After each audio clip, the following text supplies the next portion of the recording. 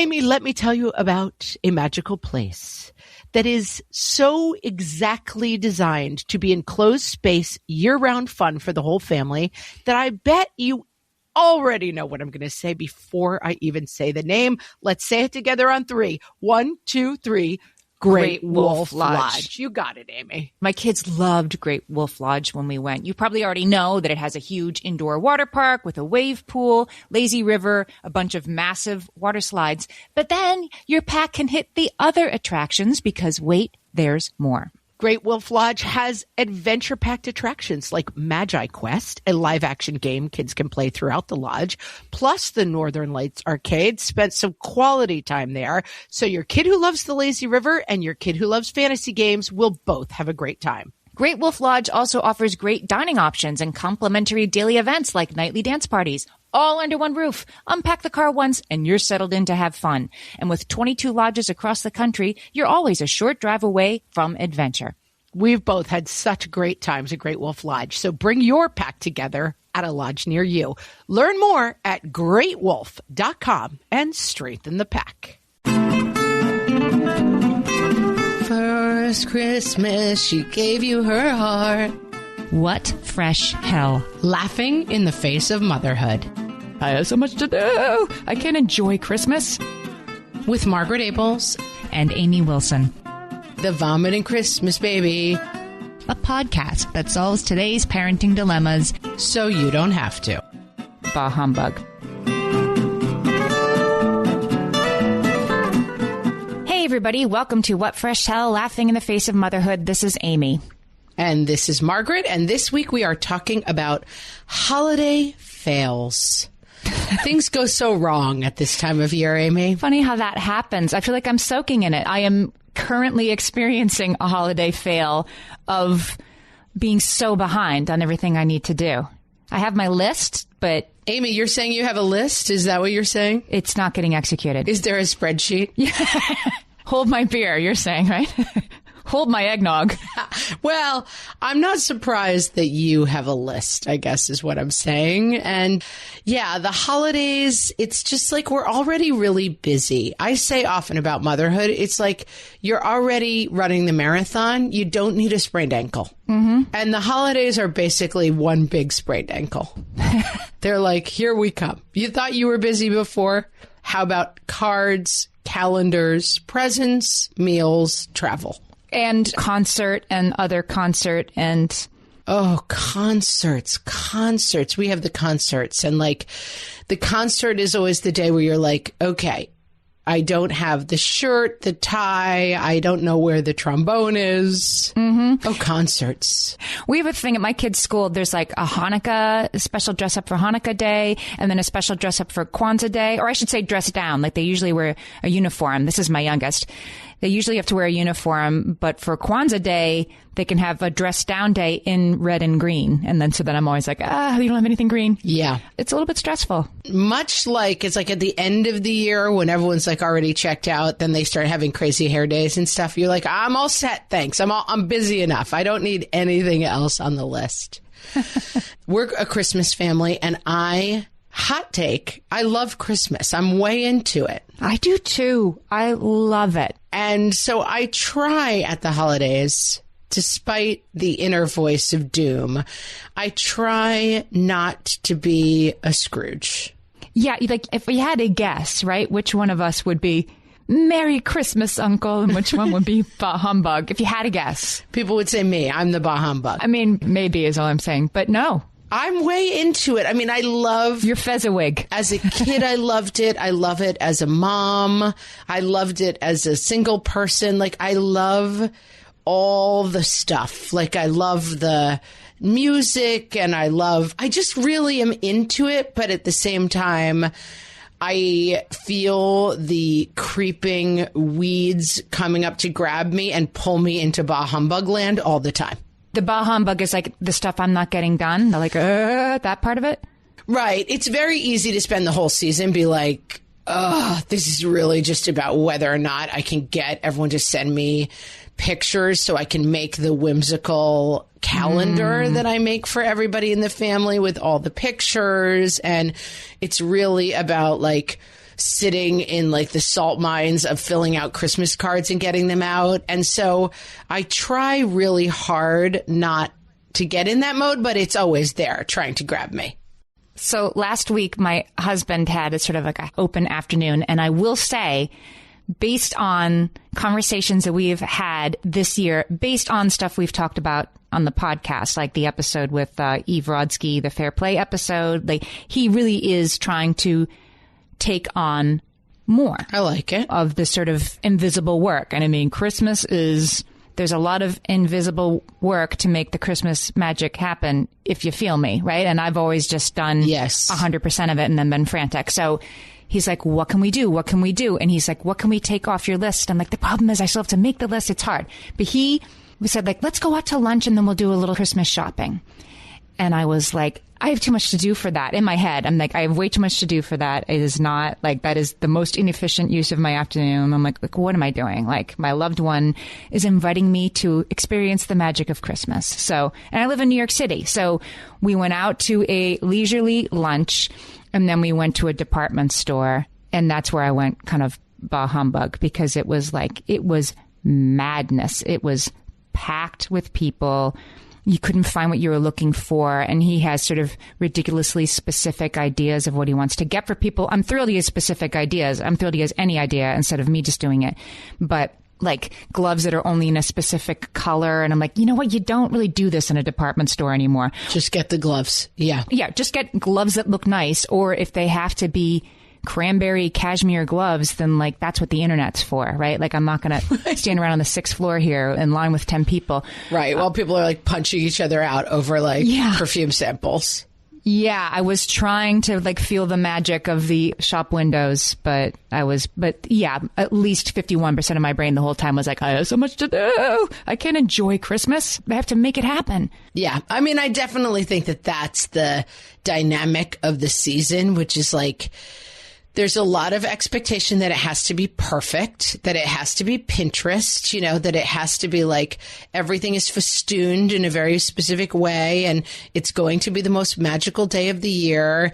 And we are talking about fails. And I think that the thing about holidays is that there is that like bow on the car in the driveway kind of commercial aspect that you get easily sucked into, that like, oh, it's all going to be magical. And like, we've all had the Christmas, especially when you have little kids. And I have gotten in the habit of kind of giving this lecture to my family the day before Christmas, not to my kids, but to the adults, that like, especially with little kids, this doesn't always go great. You know, we've talked about that there's happiness studies that say that looking forward to something is peak happiness and experiencing it is not as high happiness as looking forward to it.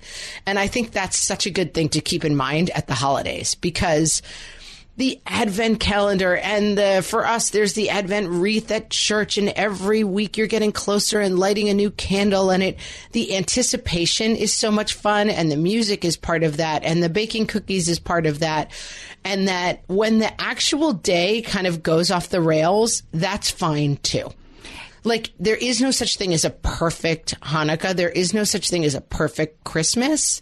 And so allowing yourself to enjoy the anticipation of it is really, really important, because the day often involves tears in my kids' case, because they're just so hyped up, and like it is the God-shaped hole of Christmas, which is like, I think a Nerf gun is going to fill it, but like somehow it's hard to get to like, this was as good as all this anticipation was about. So like lean into the anticipation and imagining how exciting it's going to be when Santa comes to your house, instead of feeling let down when the kids don't react to the thing that Santa brought them that they wanted more than anything that now. And lean into the fails in terms of like, we have a famous example in our family where my nieces and nephews were getting bikes for Christmas. And I think the grandparents had contributed to the bikes, and everyone was like, it's the Christmas of bikes. And it was going to be so exciting. And the bikes were kind of expensive. And this had been established like family wide, or just did the kids want Santa to bring them bikes? No, I think the kids were going to be surprised by bikes, but like all the adults had chipped in to make the bikes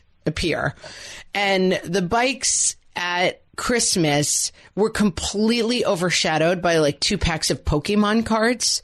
Like that was the gift that everybody cared about. And it's great. Like, it's fun too. That's what kids are. They're sideways, and sometimes they like to play with the box more than the toy. And so I think a lot of the holidays is just about expectation management. That like kids, I have them myself, like the magical memories of Christmas are not attached to Christmas being perfect, to everybody getting their expectations met and fulfilled. The magic of Christmas, we had a Christmas once, holiday fail, where somehow a pie came out of the oven and it was hot, and I think it got put on something cold. Anyway, the pie shattered, and so there was no pie. And then my mother figured out that she could scoop out the pie and put it in mugs, like what was left of the pie, basically. And literally, like, we still to this day talk about eating pie out of Christmas mugs, and it's like such a fun memory. And that was like better than what happened. Yeah, that you have to hold it kind of lightly, and you have to be light on your feet and be like, they're going to remember magical Christmas. And I have tried to make this point with my kids, and I have basically given up because it's kind of useless. That like, I have one kid who is Christmas crazy and is stuff crazy. His God-shaped hole is a toy shape. You know, he's like, I can fill this with toys and be happy. Is that thing that Santa's going to bring me that's going to, I don't even know what it is, but Santa's going to surprise me with this thing that's going to make it all work. Yeah. And like back in our day, it was like the Toys R Us catalog, and you would circle stuff, and it was like, yes. Oh my God. And I say to my kids all the time, what did you get last year? Remember all the things you got last year. And they don't remember. That's the thing. Oh, that's interesting. They don't remember what they got, which this sounds kind of like a motivational poster, but like they actually do not remember what they got. They love the anticipation of making the lists and imagining the wonder, and the actual stuff and how it turns out. Meh. Who cares? That's really interesting. When I was my first Christmas as a mother, my oldest is now 17. First Christmas, she gave you her heart. And he was a teeny tiny baby. His birthday is December 7th. So he was like little. And we were going home to our hometown for Christmas. And my spouse and I were both from the same place. So you can imagine how much 2 sets of grandparents and 2 sets of aunts and uncles wanted to see the like 2-week-old tiny Christmas present in his 100,000 Santa outfits. Did you dress him in a little bitty Santa suit? It was hard to rotate through all the Christmas tiny baby outfits he had received, but I did my best. Right. The 86 baby's first Christmas onesies. Right. So he was in outfit number 15. And so we had a tight schedule we were going to keep to, right? We had like Christmas brunch at Yaya's house, and then Christmas lunch at Nana's house. And then we're going to go over here for presents, and then we're going to go over here for eggnog, whatever. It was a big schedule. Well, huge snowstorm came in, and it was, you know, like coming down so fast. And I was very focused on the perfect Christmas that I had imagined, which was like, here I was at my in-laws' house, and we're under the tree with the baby, but we have to get to my side of the family's house where everybody was waiting for us. I'm the oldest of a big family. I had at this time siblings that were still like in grade school and high school, and they were uncles and aunts. Like, it was really important to me to get the baby down the mountain and over to their house. Well, guess what happens? Over the river and through the woods to grandmother's house. You wanted to go. Right. Over the river and through the woods. And we were going. So we headed out, my husband and me, and the baby in the car seat. And like 25 minutes later, we'd gone half a mile, and my husband had to call it and be like, this isn't safe. We're going to turn back and we're going to go home. And I was so disappointed. I didn't disagree with him. You know, even in my postpartum haze, I could see this was a bad idea, and we had to turn around and go back. Poor choice. And in the moment, it seemed like such a big deal. And then we just we waited and did the Christmas present exchanging with the new baby and all that. Like, we just did it the next day. And it was in the moment a fail that was looming so large to me. And now it is, interestingly, as you said, I do really remember it. It's like, remember the Christmas that we tried to get to your parents' house and we couldn't? We had to turn back. It was so bad. That's the one I remember, not the one where everything went fine. The other thing I think about that, because I've had a similar experience, is like, in-laws and other Christmas traditions, like I'm a person who still drives by my childhood home and I see the Christmas tree in the wrong room. And it's like hard for me not to go up and knock on the door and be like, hi, that's not where the Christmas tree goes. So what are you doing, freaks? And I think my first couple of Christmases going to my in-laws, my husband and I got married and had a baby right away. So my oldest was a September 25th, so 3 months at the first Christmas. And I definitely remember being in a back room and freaking out because like I couldn't find the camera, and I was like, everyone wants to just keep going, and I can't find the camera, and I did blah blah blah blah.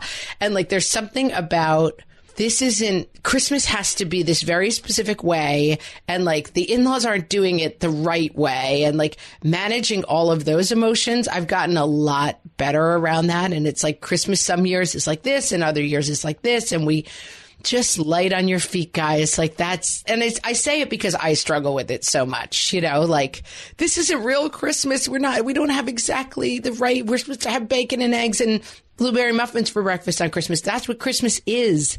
And letting go of that stuff as you have to manage different families, not easy. I think it's a good time to take a break. And when we come back, let's talk about some of the holiday fails that you guys have all told us about. There's some good ones. Hellions, it's time for some spring cleaning, and I don't just mean the coat closets. Doing your financial spring cleaning can actually be super easy when you let Monarch do your financial spring cleaning for you. One dashboard that gets your entire financial life organized. No more clutter, no more mess, no more logins scattered everywhere, just accounts, investments, property, and more, all in one place. Get your first year of Monarch for half off, just $50 with promo code FRESH. Monarch allows you to look not only at what you've already spent, but also to plan for the future. With Monarch, you can set savings goals, plan for big purchases, and notice spending trends before they become a problem. I can generate cash flow reports that show me what we spent this quarter, this month, what we're probably going to spend next month, and feel prepared, organized, and knowing how to plan for the future. No more surprises and a lot more clarity. Try Monarch. Use code FRESH at monarch.com to get your first year half off at just $50. That's 50% off your first year at monarch.com with code FRESH. My favorite skincare products actually feel more like self-care, like they're so nice to put on and they smell so good that I'm actually happy when I get to that part of my day. And I swear that is how I feel about Osea's anti-aging body balm. Amy, you are usually the lotions and potions queen on this podcast, but I have to say, hard agree. Osea's anti-aging body balm is a liquid silk body balm that combines the lasting hydration of a lotion with the firming power of a serum, leaving skin smoother and firmer. This body balm is clinically tested and designed to deliver visible results you can see and feel. So we've gotten to use this product for a couple of months now, and I swear I have really noticed firmer and smoother skin, like on the back of my hands. It's like getting a mini spa treatment from head to toe. Get a spring-worthy glow with clean, clinically tested skincare from Osea. And right now, we have a special discount just for our listeners. Get 10% off your first order site-wide with code FRESH at OseaMalibu.com. That's 10% off your first order with code FRESH at OSEAMalibu.com. You know that thing where you get an amazing pair of shoes at a really great price and want to tell everyone about it? Yeah, so do we. Here at Designer Shoe Warehouse, we'll give you something to brag about, like the latest styles from brands you love, or the trends everyone's obsessing over, or shoes that make you feel like, well, you. So go ahead, show off a little. Find shoes that get you at prices that get your budget. Head to your DSW store or DSW.com today. DSW, let us surprise you. Okay, so we went out to our Facebook page, as we are wont to do, and we asked you guys for some holiday fails that you have experienced. And as usual, you came through with a lot of hilarious ones. You delivered. You deliver. A lot of people got sick at Christmas. Mm-hmm. Oh, the vomiting Christmas baby, Amy. A theme emerges. The vomiting Christmas baby. That should be that should be. There's room for a novelty holiday song called The Vomiting Christmas Baby, if anyone wants to compose that. If there can be Dominic the Christmas donkey, there can be. Yeah, there could be the vomiting Christmas baby. Meg, not me, a different Meg, when she was 11, had chicken pox over Christmas break and had to stay at the very end of the room for the entire Christmas. Oh. She had the Christmas plague. We did this once. We had a Thanksgiving. It wasn't a Christmas, where we were supposed to be flying to Texas, and probably 40 hours before our flight left, I had gone to pick up the baby. It was probably like a 2-month-old, my oldest. And I was like, oh, he spit up a little bit. And I was like, oh, that spit up really doesn't smell good. Like, oh, ew. And like 4 hours later, I had that kind of stomach flu where like things were coming out of my eyeballs. Like it was just like illness was just evacuating my body in every possible way. And then I was like, David, my husband, you have to handle this. And he was like, I've got it. I'll pack the bags. And like half an hour later, he's like, nope, gonna start vomiting. And like the three of us were just crawling around the floors. Like, I mean, we were so sick. And it was like the countdown to this flight was getting closer and closer. And we got ourselves together enough where we could get on the plane, and we just basically like hunched over. And then, of course, we went to Thanksgiving, and we were like, I think we're going to be okay. And we were like, you guys, you won't believe how sick we were. And it was like an Agatha Christie story where people start disappearing. Like one person would just be like, I'm not feeling great. It was like the Airplane, the movie, you know, like I never get sick at home. Like everyone just was dropping like flies. And my sister-in-law got engaged that Thanksgiving break and like came in and showed us the ring and was like, I've got to go. And was within an hour of getting engaged, was like vomiting all night. It was awful. We gave it to everybody. I can't believe you just made me remember. I had somehow blocked this one out. My holiday almost fail. Maybe it's because I rescued it from the bin. We were flying to Florida for Christmas, and we had clearly established that Santa was going to be coming to Florida that year. Yes. So Santa's sleigh was packed for Florida. Yes. We were in Pennsylvania. There was an ice storm. The airport was closed. I had a 2-month-old, a 3-year-old, and a 5-year-old, a newly 5-year-old. And we weren't going to get out. It is Christmas Eve. We weren't going to get to Florida. And so my spouse and I were like, what do we do? And so we kind of sat the kids down as we were like on a delay with no information kind of thing, explained to them, the 5-year-old and 3-year-old, like, so there's going to be this thing. We might not fly, but don't worry, because if Santa comes to Florida, then we'll just see what Santa brought when we got to Florida.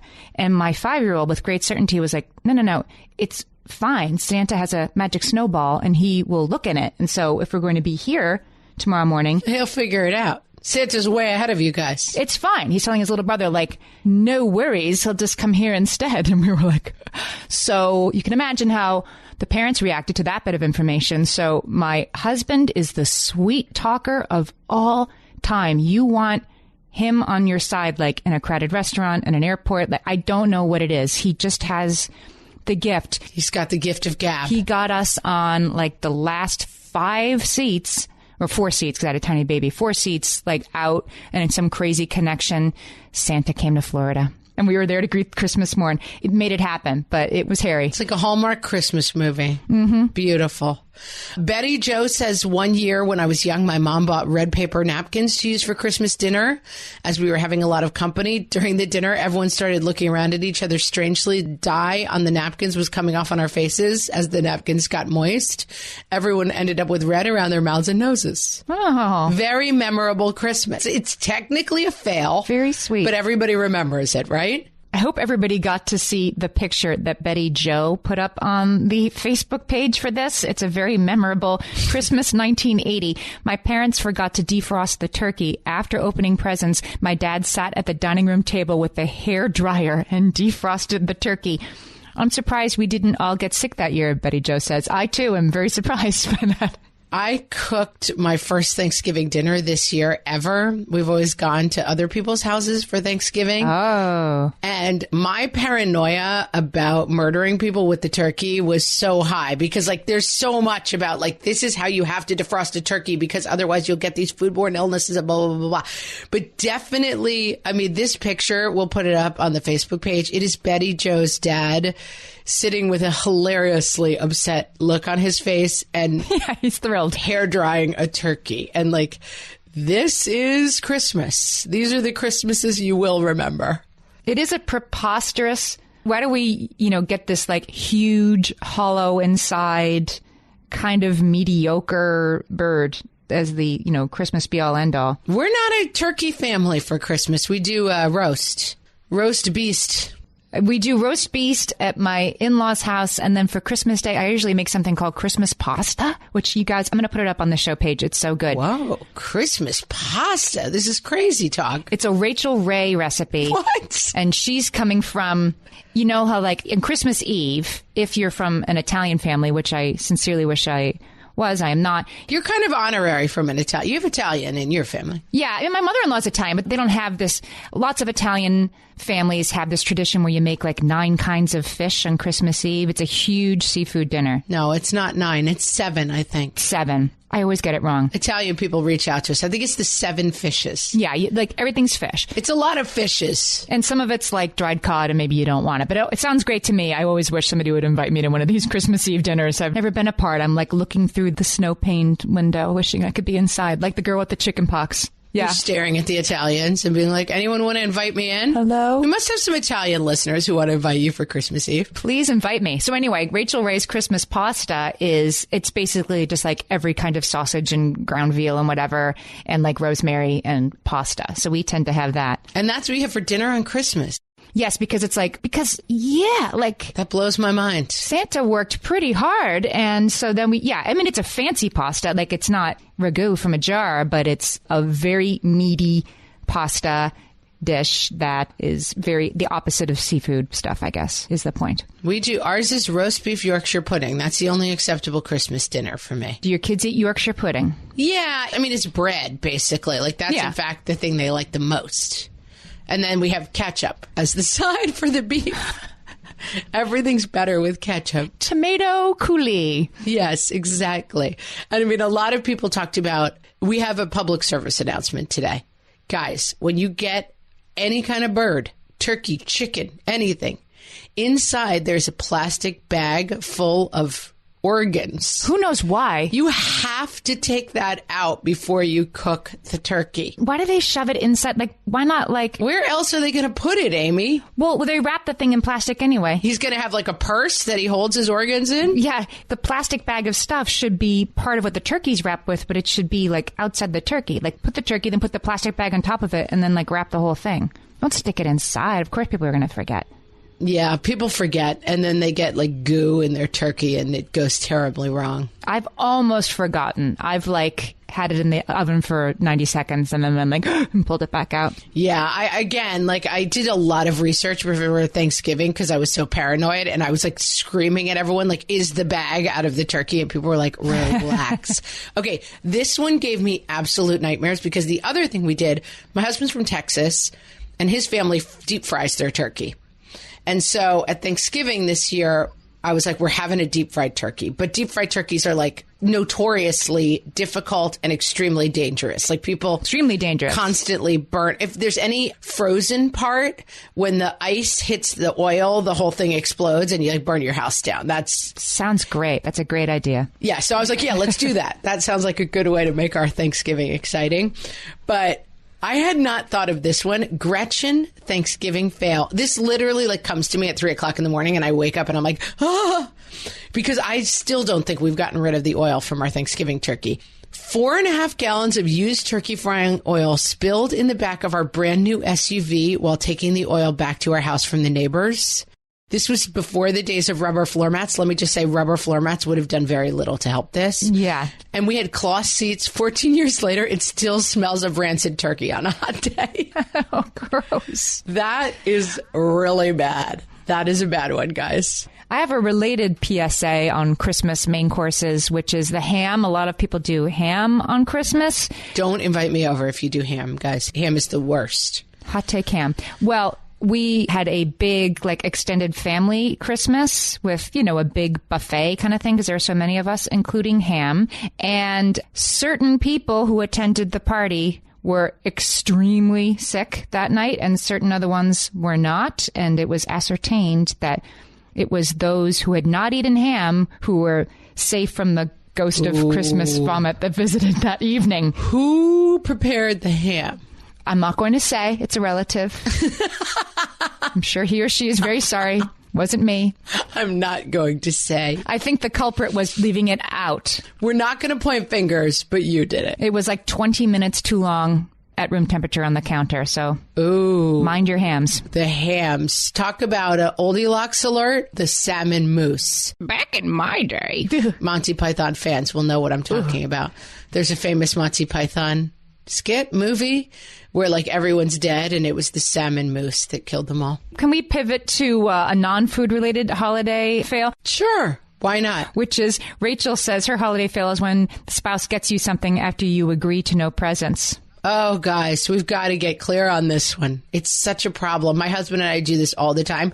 We do tend to both get the other person something, but this is a problem. I have a funny story about this. Back when my spouse was maybe a little bit less engaged in Christmas magic, he had a friend who was working on Pajamagram. He was like an account executive for an ad company, and they're working on Pajamagram, and it came up. And since they're not a sponsor, I will say that during this conversation that all of us had, I was like, that's like, I don't know. I think that's a kind of a lame present to get somebody. Like, I don't really understand why Pajamagram is a company. Well, Christmas morning. Cut to Christmas morning. 2 months later. What's under your tree? What had been shipped like double express shipping. Yeah, the only present I got was a Pajamagram. And I opened it and he was like, I remember you mentioning it. I'm like, right. In a negative context. Yes, I did. I forgot, obviously, the context. Because he forgot until 6 p.m. on December 23rd to get me anything. And then to get you anything. So he got me a Pajamagram. And then I ridiculed him on my blog. And then people were coming up to him at work like, you got her a Pajamagram? And he didn't know. He had no idea how the word had gotten out. The worst fight I've ever had with my husband, ever. And this is something, ladies, if you're newly married or your husband stinks at this, I will say there's hope in the future, but you have to take them to the woodshed and explain to them what your expectations are. The first Christmas we were married, I had a new baby, a 3-month-old baby who'd just been born that September. And my husband, and I do believe he was really trying to be good, bought me a diaper backpack. That was the gift that I received, with lots of convenient places to hold things for the baby. It was a backpack. And I mean, in his defense, it was red and black. It was after, it couldn't have been after we started the podcast. It was probably after I was doing my blog, but it was red and black, which are my colors. Fine. So he'd put some thought into it.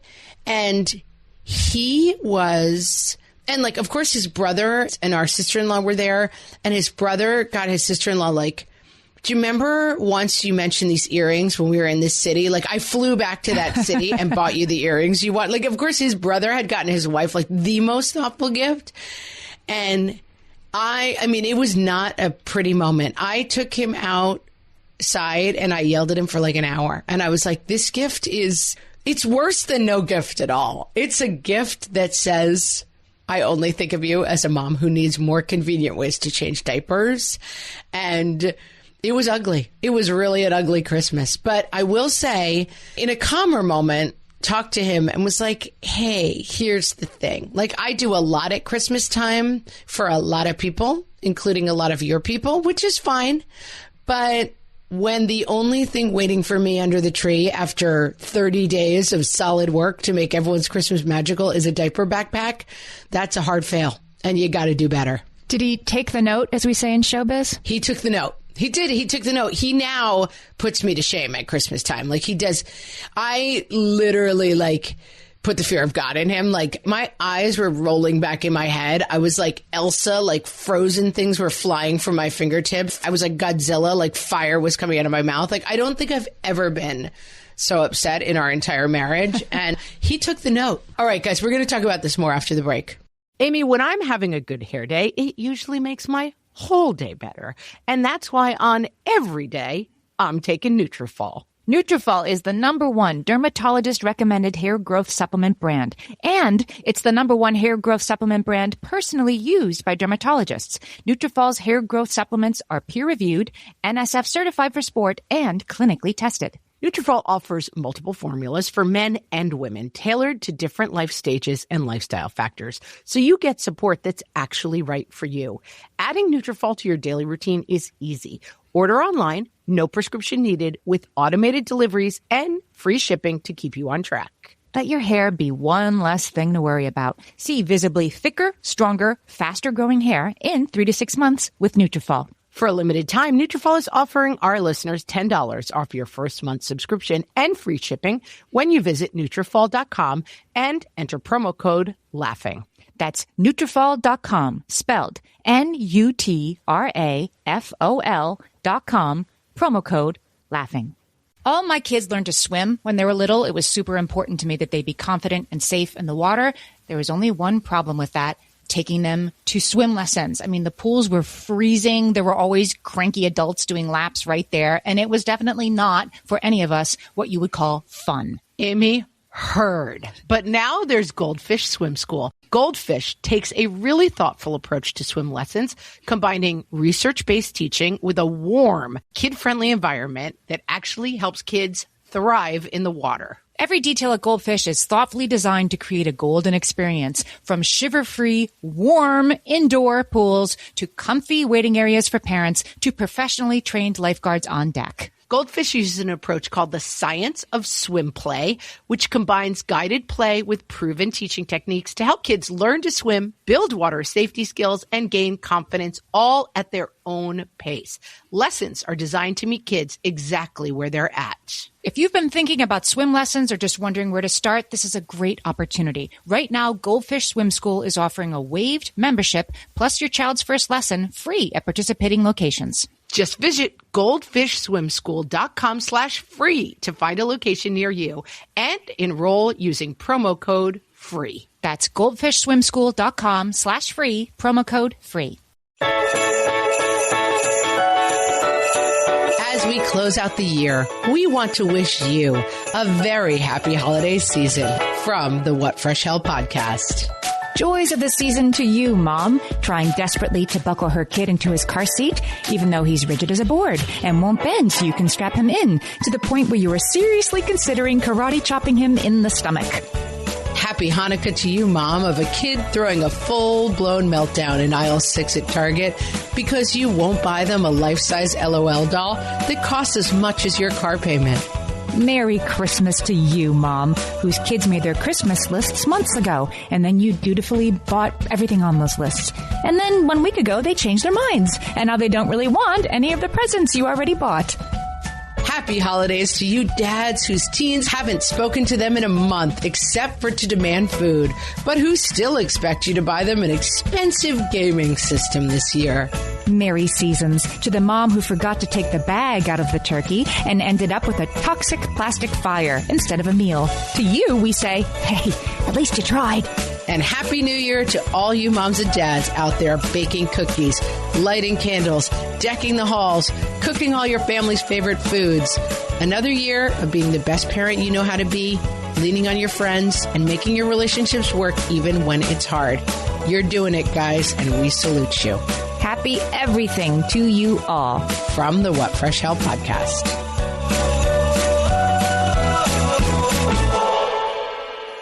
Amy, Anna has a truly terrible holiday worst. Okay, what is it? The year she turned 8, they were keeping the gerbil over Christmas break, the class gerbil, and the heat broke, and when the appliance repairman came to fix it, he turned the heat up too high, and the gerbil died.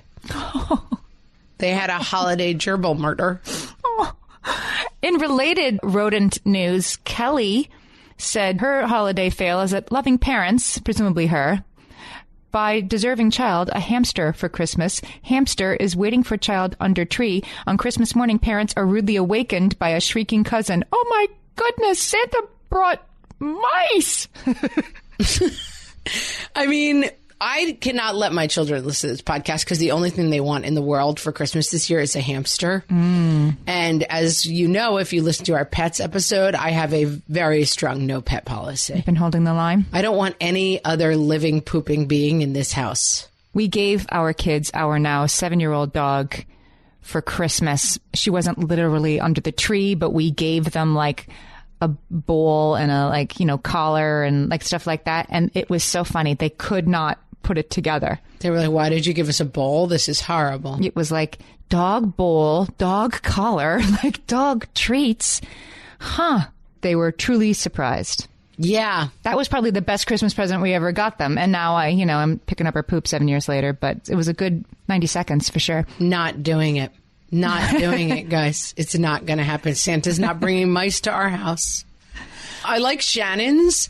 When all the grandchildren in my family were in college or older, my mom and her sister started exchanging tacky lingerie. It was mostly trying to see who could get the biggest shock out of the other. We all came to expect these ridiculous gags being exchanged, and everyone laughed until the year my cousin brought his fiancé. A bright lacy green thong was being whirled around and applauded, and the look on her face was priceless. She seriously was worried about what kind of family she was marrying into. This is like definitely, I touched on it before.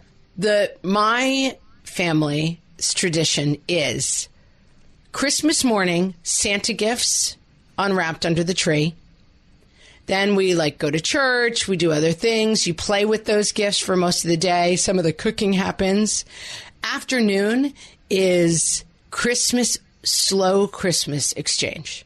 So everybody hands each other a gift and you watch people open. We have cocktails and it's absolutely one at a time. I'm with you. One at a time. And the first year that I went to my in-laws' house, their Christmas morning is crazy frenzy.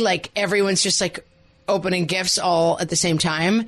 And truly, I was in tears at the end of it. I was like, that wasn't correct. That was Christmas? That's like a commercial break. That was 3 minutes long and it's over. Yeah. It was 3 minutes of Christmas frenzy. And then you were like, what did you get? What? Huh? And I have I don't know if they enjoy it, but I have to some degree instituted the tradition of leisurely Christmas exchange. Mm-hmm. That for me was just a bridge too far.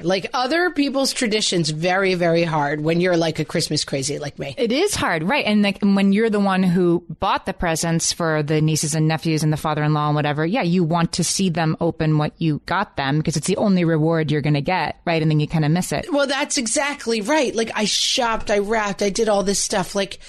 Can we not do the thing where but I think I probably irritate the other people in the family who are do we have to really have a 4-hour Christmas exchange? I want to give a shout out to something you said on last year's holiday episode. It was a helpful hint that I've taken to heart, which is one should always let the laws of holiday attrition work in one's favor. Oh, that is a good point. Yeah, by which this means that if you used to exchange gifts with your book club friends and then you kind of fell off and didn't do it last year, under no circumstances should you reinstate something that has been sort of quietly gone away. My husband is getting much more involved in the Christmas stuff this year. He's helping with the conceiving, the planning, the executing, the wrapping, the what's left, and I love it. But his overenthusiasm means he's adding new people to the gift list. No. Yeah, you have to put a stop to that. He's like, my sisters, what am I going to get my sisters? I'm like, you don't get your sisters anything. We get each other's kids' presents. And he's like, oh, I'm going to get them a little something. No. I am. Put your foot down. I'm trying, but it's his holiday, and if he wants to buy them, plan them, wrap them, and take that over, into the future, spooling out 25 years, I guess I can't stop him. But I love the laws of holiday attrition. Yeah, but you have to be careful because, what happens is they're not going to remember he's the one who bought them stuff, and next year it'll be like, Amy didn't get us anything this year. How rude of her. That's right. What a disappointing sister-in-law. That's the problem. It doesn't quite work that way. But yes, the things you can get rid of. We had a kid over yesterday who was like, where's your elf? And I was like, we're not an elf family. And she's like, but I thought everyone had an elf. And I was like, no, it's I didn't say it was vampires, but that's what I thought. I was like, you have to invite the elf to your house. And we have decided not to invite him to our house. But it's I have decided, I have held the line, although I am considering maybe someone should stop me. My kids are in 11, 9, and 7. And I'm thinking next year I might do 1 year of the elf. Oh, be careful. But don't do it, right? I don't know. My daughter so wants the elf. She's guilting me. Well, that's the problem. I mean, yeah, I can say don't do it, but my kids now are, I can't believe it, they're 12, 15, and 17. My oldest is now 17. And so it was after our time. So it's easy for me to be like, don't do that crazy stuff. But I don't, my younger sister was Like, no way I'm doing that, until her 6-year-old came home from school and started writing letters and leaving them around the house like, "Dear elf, like, if should an elf happen by the window, I really hope that you'll come to this house because we want one." And she was like, "What am I going to do? Magic of Christmas." Yeah, I'm kind of at that phase. I mean, I could hold off. The thing is, it's one of those things that seems extremely important at the time, and they're not going to remember not having an elf, so I could hold the line. But I'm like, maybe I could give 1 year the elf. I don't know. Maybe I shouldn't. But yes, in general, I think, and this is my Achilles heel of the holidays, my husband and I, ever since we've been married, which is 12 years, have gone to the Messiah sing-along. He's a chorale nerd, my husband. I mean, if you're not a chorale nerd, you may not know what this is. Oh, you've told me about this. I kind of am. Will you invite me to come to this? Because it sounds really fun. Not this year, because for this year, this is the first year we are not going to a Messiah sing-along. And it's like keeping me up at night. Like, it's like we're not doing the thing, you know? Next year we'll go together. But also because the one in LA was amazing, and the one we found in New York so far hasn't been as good. So I'm kind of like, and it's in the city, and for us, that's like a big night, and it's like, you know, very expensive sitting and parking and getting it. And I was like, I don't know. I think we're kind of just trying to keep something that should be attritioned, you know? Yeah, well, because in New York, it's a thing. It's always like an extra layer of thing. Yeah, and it's kind of like, all right, well, we can maybe let that go. But I do have that problem of like, there's a famous story that I've told on the podcast before, so I'll tell the super short version of it, that my grandmother famously at Thanksgiving, my mom was hosting for the first time, and she's like, I'm making, you know, the stuffing and the turkey and the mashed potatoes, and she goes through her whole list, and my grandmother responds, "No cream white onions?" And my mom was like, "No, I wasn't planning on it." And my grandmother was like, "Well, it wouldn't be Thanksgiving if we didn't have cream white onions. Like, how can you have Thanksgiving without the cream white onions?" Ew, cream white onions. So my mother like researches, and this is pre-internet. So she's like pulling out, you know. Right. She's like looking at cookbooks. Yeah, looking at indexes. She finally finds it. It's apparently like an extremely complicated recipe. She like puts down the bowl of cream white onions in front of my grandmother and is like, "I have made the cream white onions." And my grandmother, of course, responds, "Oh, no, thanks. I don't like them." Oh. She just wanted to have them because she's like, it's part of her holiday tradition. And like, I think the cream white onion metaphor is something to keep in mind at the holidays. Like, the Messiah sing has not been as fun for us the last couple of years, but I was like, put your Santa hat on and I'll put on my red plaid dress, and we are going because this is something we do at the holidays because it is fun. And it's like, wait, it's actually not fun. We're going to not do it. She who mentions the creamed white onions should bring the creamed white onions, right? Like, that is entirely available to you, Christmas friend. Yes. Yeah. And like, I think we have a lot of very set traditions. As children, we all slept together the night before Christmas. And when I say we did this as children, we did this till we were like in our late teens. Too old for such things. Oh, yes. It stopped one year when my brother brought his now wife, then girlfriend, home from college. And we were like, we all sleep together the night before Christmas. And she was like, "No, we don't. That's creepy."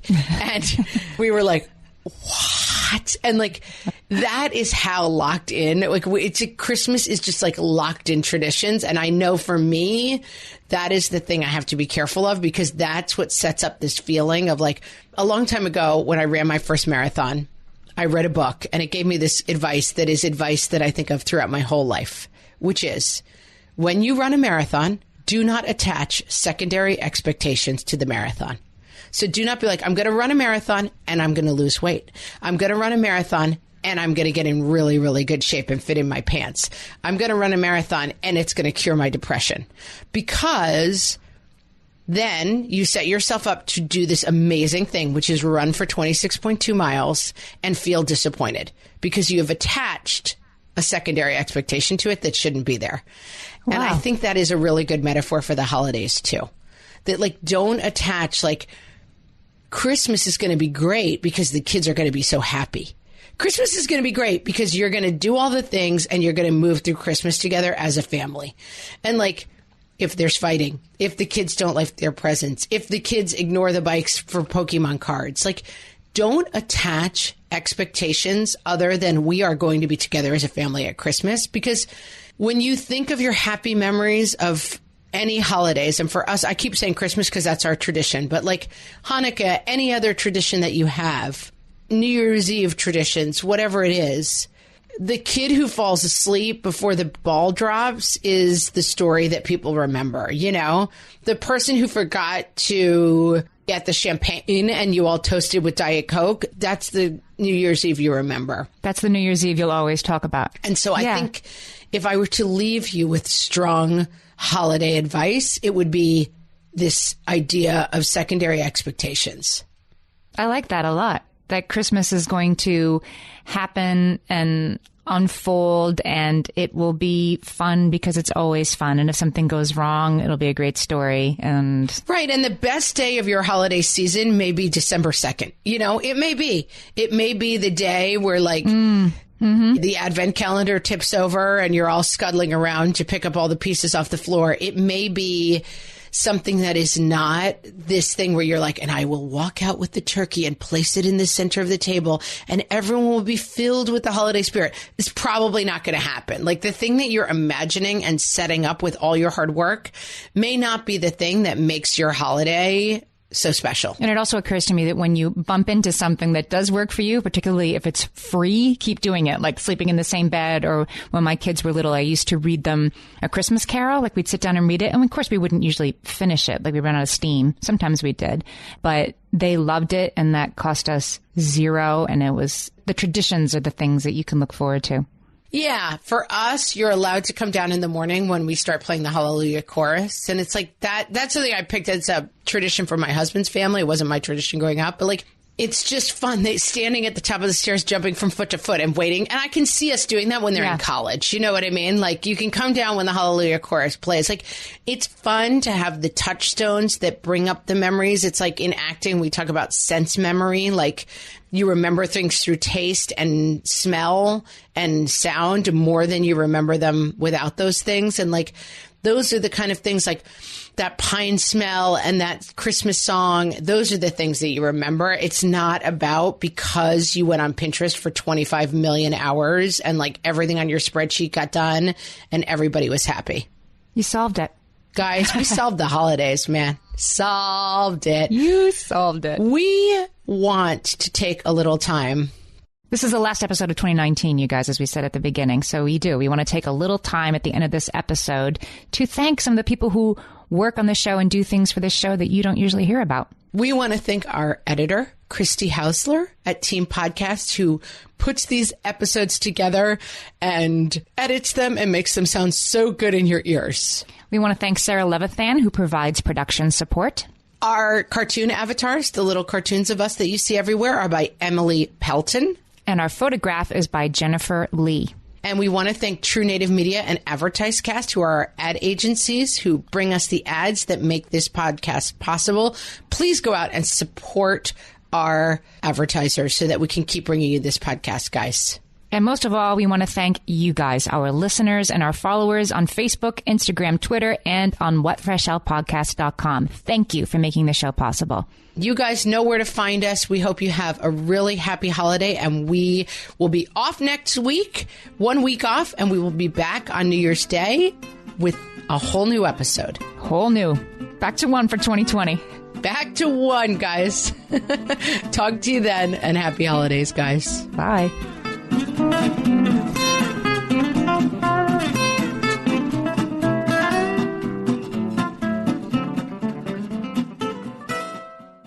Refresh the rooms you love for spring with Pura. Our collection of floral, citrus, and fresh scents brings a light, airy feel to every space, like opening the windows on the first warm day of the season. From soft blooms to bright citrus, each scent is designed to capture the energy of spring and make your home feel renewed, effortless, and alive. Learn more at Pura.com.